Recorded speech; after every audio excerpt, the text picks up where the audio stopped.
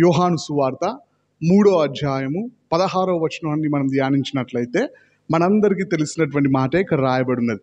దేవుడు లోకమును ఎంతో ప్రేమించెను, కాగా ఆయన తన అద్వితీయ కుమారునిగా పుట్టిన వాని యందు విశ్వాసముంచు ప్రతి వాడును నశింపక నిత్య జీవం పొందునట్లు ఆయనను అనుగ్రహించెను అని రాయబడినది.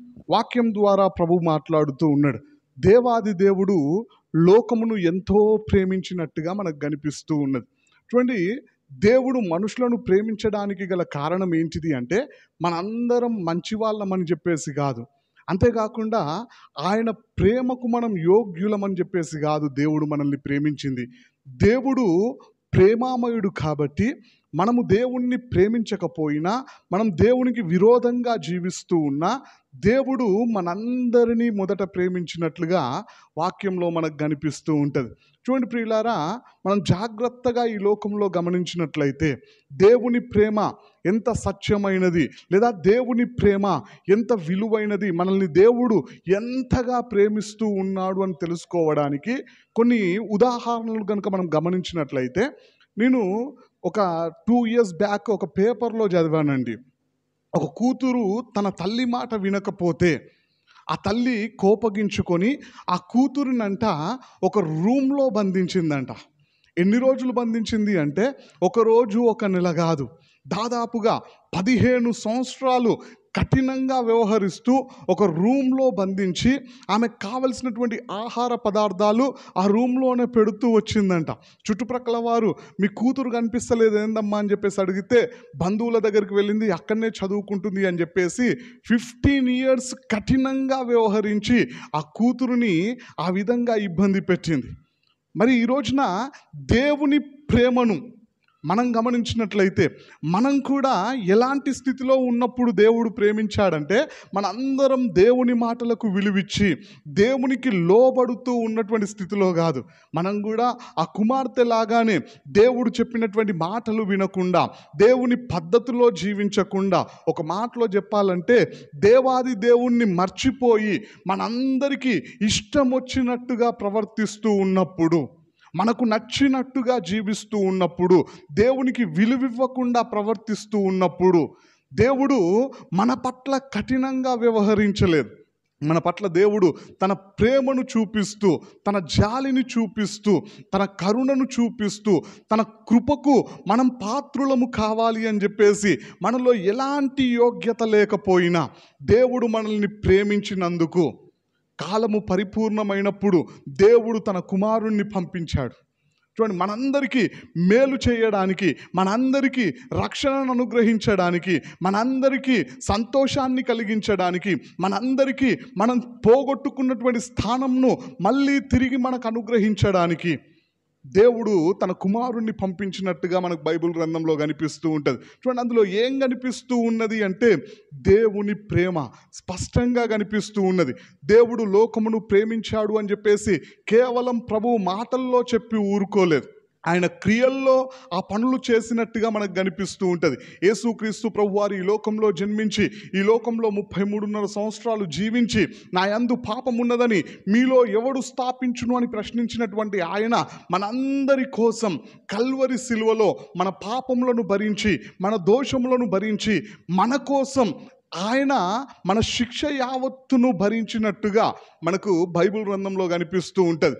చూడండి, పాపము లేని ఆయన అమూల్యమైన తన రక్తాన్ని చిందించడానికి, విలువైన తన ప్రాణాన్ని బలిగా అర్పించడానికి, తాను ప్రాణం పెట్టడానికి, యేసుక్రీస్తు ప్రభువారు మరణించడానికి కారణం ఏంటిది అంటే మన పట్ల దేవునికి ఉన్నటువంటి ప్రేమ. ఆయన ప్రాణం కంటే ఎక్కువగా మనల్ని ప్రేమిస్తూ ఉన్నాడు. ఒక మాటలో చెప్పాలి అంటే ఈ లోకంలో ఒక కుమారుణ్ణి కానీ ఒక కుమార్తెని కానీ ఎక్కువగా ప్రేమించేది ఎవరు అంటే తల్లి ప్రేమిస్తుంది అని చెప్పేసి అందరూ చెబుతూ ఉంటారు. చూడండి, తల్లి తన కుమారుణ్ణి లేదా తన కుమార్తెని ఎంతగా ప్రేమిస్తుంది అంటే ఒకానొక సందర్భంలో, ఇది నేను న్యూస్లో చూసినటువంటి విషయమే, ఒక ప్రాంతంలో వర్షాలు ఎక్కువగా పడుతూ ఉన్నప్పుడు ప్రభుత్వం వారు ఒక ఆర్డర్ని పాస్ చేసినారంట. అందరూ సురక్షితమైనటువంటి ప్రాంతాలకు తరలిరండి అని చెప్పేసి అందరికీ ప్రకటించినప్పుడు అందరూ వెళ్ళిపోయారు. కానీ ఏదో కారణాలతో ఒక తల్లి అప్పుడే పుట్టినటువంటి ఒక చంటి బిడ్డ, దాదాపుగా 3 నెలల లోపే ఉన్నటువంటి తన బిడ్డని అక్కడే ఉండిపోయారంట వారిద్దరు. చూడండి, అలాంటి పరిస్థితుల్లో విపరీతమైనటువంటి వర్షాలు కురవడం ద్వారా వరదలు ఇళ్లల్లోనికి వచ్చినప్పుడు ఆ వరదలో ఆ తల్లి అదేవిధంగా ఆ పాప కొట్టుకొని పోతూ ఉన్నప్పుడు ఆ తల్లికి ఒక చెట్టు కొమ్మ దొరికితే ఆ కొమ్మను ఒక చేత్తో పట్టుకొని ఆ పాపను ఒక చేత్తో పట్టుకొని కొన్ని గంటలు పోరాడి ఆ పాపను బ్రతికించుకున్నది. కారణం ఏంటిది అంటే ఆ తల్లి తన పాపను అంతగా ప్రేమిస్తూ ఉన్నది. మరొక సంఘటన ఏంటిది అంటే నాకు తెలిసినటువంటి సంఘటన, ఎందుకంటే నేను చూశాను కల్లారా. ఒక సిస్టర్కి పెళ్ళైన తర్వాత చాలా సంవత్సరాలకి ఒక బాబు పుట్టాడు. ఆ బాబును ఆమె ఎంతగానో ప్రేమిస్తూ ఉన్నది. చాలామందితో చెప్పినటువంటి మాట ఏంటిది అంటే ఈ బాబు లేకపోతే నేను బ్రతకను అని చెప్పినది. ఈ బాబే నా సర్వస్వం, ఈయన కోసమే నేను బ్రతుకుతూ ఉన్నా, ఇతనికి ఏమన్నా అయితే నేను తట్టుకోలేను, నేను బ్రతకలేను అని చెప్పినది ఆ తల్లి. ఒకానొక సందర్భంలో అనుకోకుండా బాబు ఆడుకుంటూ 3 years ఉంటుంది ఆ బాబుకి. ఆడుకుంటూ ఒక పాడుబడ్డటువంటి బావిలో పడిపోయినాడు.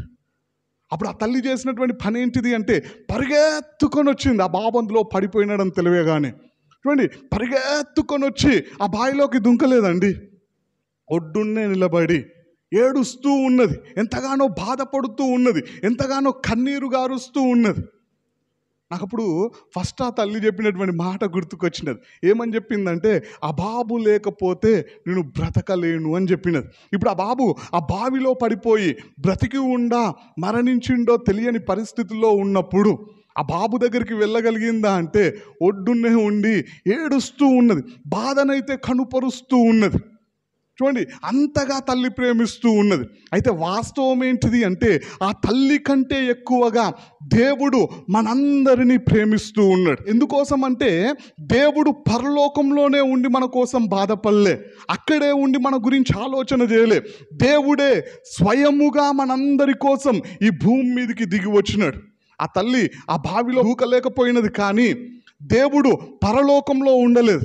ఆయన మనందరి కోసం భూమి మీదకి దిగి వచ్చి తన ప్రేమను వ్యక్తపరిచినాడు, క్రియల్లో చూపించినాడు. మన కోసం ఆయన గాయములు పొందుకున్నాడు, మన కోసం ఆయన అవమానములను పొందుకున్నాడు, మన కోసం ఆయన శిక్షను పొందుకున్నాడు, మన కోసం ఆయన దూషింపబడ్డాడు, మన కోసం ఆయన నిందించబడ్డాడు, మన కోసం ఆయన రక్తాన్ని చిందించినాడు, మన కోసం ఆయన ప్రాణాన్ని సైతం బలిగా అర్పించినాడు. అక్కడే ఉండలేదండి దేవుని ప్రేమ, మన దగ్గర దాకా వచ్చినది. ఆయన మన కోసం మరణించేంతగా మనల్ని ప్రేమిస్తూ ఉన్నాడు. క్రియారూపకంగా ప్రభువు తన ప్రేమను వ్యక్తపరిచినాడు. మరి రోజున మన జీవితాన్ని కనుక మనం పరీక్షించుకున్నట్లయితే ఆ ప్రేమను పొందడానికి మనం యోగ్యులమేనా, మనం అర్హులమేనా అంటే బైబిల్ గ్రంథంలోనే స్పష్టమైన జవాబులు ఉన్నాయి. దేవుడు మనల్ని ఎంతగా ప్రేమిస్తూ ఉన్నాడు అంటే ఉదాహరణకు కొన్నింటిని మనం ఆలోచన చేసినట్లయితే యోహాన్ రాసినటువంటి మొదటి పత్రిక 4వ అధ్యాయం 10వ వచనంలో రాయబడినది, దేవుణ్ణి మనం ప్రేమించామని కాదంట, దేవుడు ప్రేమామయుడు కాబట్టి, దేవుడు మనందరినీ నిజముగా ప్రేమిస్తూ ఉన్నాడు కాబట్టి దేవుడే మనల్ని మొదట ప్రేమించినాడంట. మనం దేవుణ్ణి ప్రేమించకపోయినా, మనం దేవుని గురించి ఆలోచించకపోయినా, మనం దేవుని గురించి పట్టించుకోకపోయినా, మనము దేవునికి శత్రువులుగా మారి జీవిస్తూ ఉన్నా దేవుడు మనందరినీ ప్రేమించినాడంట. రెండోదిగా దేవుని ప్రేమ ఎంత ఉన్నతమైనది అని మనం ఆలోచన చేసినట్లయితే కీర్తనలు గ్రంథం 8వ అధ్యాయం 4వ వచనంలో రాయబడినది, నీవు మనుష్యుని జ్ఞాపకము చేసుకొనుటకు వాడే పాటివాడు, నీవు నరపుత్రుణ్ణి దర్శించుటకు వాడే పాటివాడు అని రాయబడినది. చూడండి, మనం దేవుణ్ణి మర్చిపోయినా, దేవుని గురించి మనం ఏమాత్రం ఆలోచించకపోయినా దేవుడు మనల్ని మర్చిపోయాడా అంటే వాక్యంలో దేవుడు స్పష్టంగా తెలియపరుస్తూ ఉన్నాడు. కీర్తనాకారుడు అంటున్నటువంటి మాట ఏంటిది అంటే, దేవా నీవు మనుష్యుని జ్ఞాపకం చేసుకొనుటకు వాడే పాటివాడు, నీవు నరపుత్రుణ్ణి దర్శించడానికి వాడే పాటివాడు అని చెప్పేసి మాట్లాడుతూ ఉన్నాడు. అంటే మనం దేవుణ్ణి మర్చిపోయినా దేవుడు మనల్ని మర్చిపోలే, దేవుని గురించి మనం ఆలోచించకపోయినా దేవుడు తన కృపలో మనల్ని జ్ఞాపకం చేసుకుంటూ ఉన్నాడు.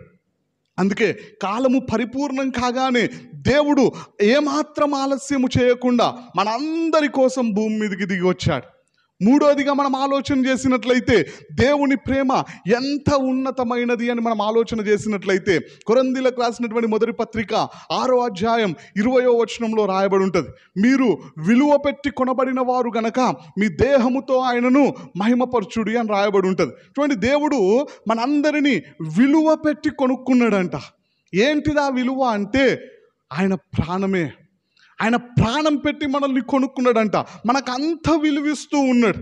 వాస్తవం ఏంటిది అంటే మనం దేవునికి విలువిచ్చామా అంటే మనం దేవునికి విలువివ్వకపోయినా దేవుడు మనకు అంత విలువిచ్చినాడు. తన ప్రాణము కంటే ఎక్కువ విలువనిచ్చి మనందరినీ మరి పాపం అనే బానిసత్వం నుండి విడిపించినట్టుగా మనకు బైబిల్ గ్రంథంలో కనిపిస్తూ ఉన్నది. మనందరం దేవుణ్ణి ప్రేమించకపోయినా దేవుడు మనల్ని ప్రేమిస్తూ ఉన్నాడు. మనందరం దేవుణ్ణి మర్చిపోయినా ఆయన మాత్రం మనల్ని జ్ఞాపకం చేసుకుంటూ ఉన్నాడు.